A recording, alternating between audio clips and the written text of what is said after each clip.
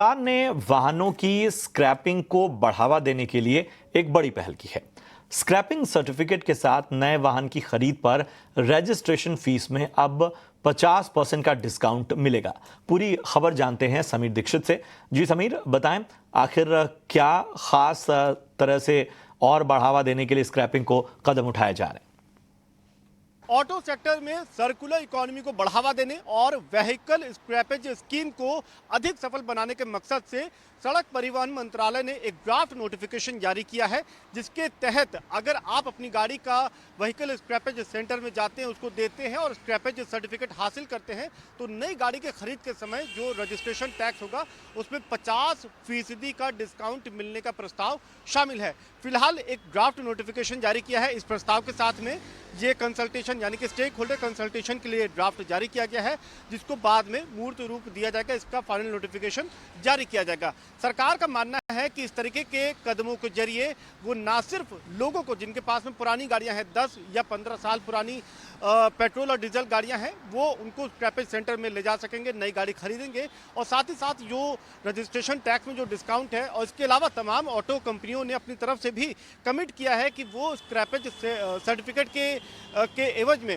उसके अगेंस्ट वो नई गाड़ी के खरीद के समय यूजर को अतिरिक्त डिस्काउंट भी मुहैया कराएंगे। तो इन तमाम कदमों के जरिए सरकार को उम्मीद है कि वो सर्कुलर इकोनॉमी को और व्हीकल स्क्रैपेज स्कीम को सफल बना सकते हैं।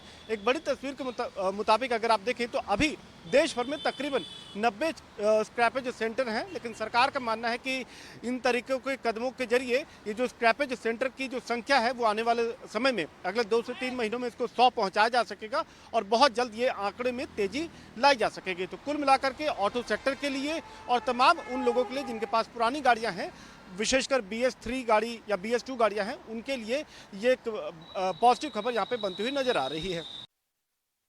बहुत शुक्रिया करेंगे इस अहम जानकारी के लिए आपका। और जाहिर सी बात है कि हम लगातार वरुण देख रहे हैं कि स्क्रैपिंग को लेकर खासतौर पे महानगरों में ये समस्या ज़्यादा है। और इवन जो सरकारी गाड़ियां हैं उनको लेकर भी नितिन गडकरी कई बार बोल चुके हैं कि ज़्यादा कोशिश यही होनी चाहिए कि स्क्रैपिंग को बढ़ावा मिले, तो उस दिशा में एक बड़ा कदम है। वैसे जहाँ पे आपको अच्छा खासा मूवमेंट आज देखने मिल रहा है, कहीं कहीं गिरावट भी देखने मिल रही है, तो उन पर एक बार चर्चा कर लेते हैं कि क्या करना चाहिए। सचिन जी, आपसे ही पूछता हूँ यहाँ पे, क्योंकि ये शोभा का शहर आप देखिए करीब 8% के आसपास की तेज़ी है। पिछले कुछ दिनों में देखेंगे तो काफ़ी वॉलेटाइल रहा है, कभी चलता है फिर अचानक गिर जाता है, फिर चलना शुरू हो जाता है। तो इस वॉलेटिलिटी में शोभा में करना क्या चाहिए और इंपॉर्टेंट लेवल्स भी बताइए सर यहाँ पे। जी बिल्कुल वरुण जी, देखिए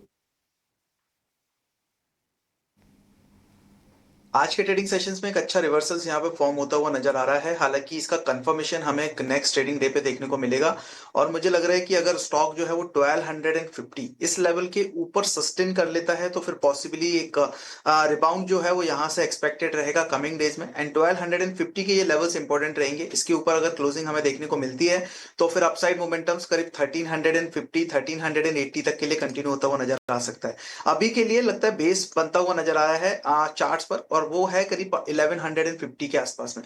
सो 1150 एक इमीडिएट सपोर्ट्स यहां पर नजर आ रहा है, और मुझे लग रहा है 1250 के लेवल्स जैसे ब्रेक होंगे अपसाइड मोमेंटम्स यहां पे कंटिन्यू करना चाहिए।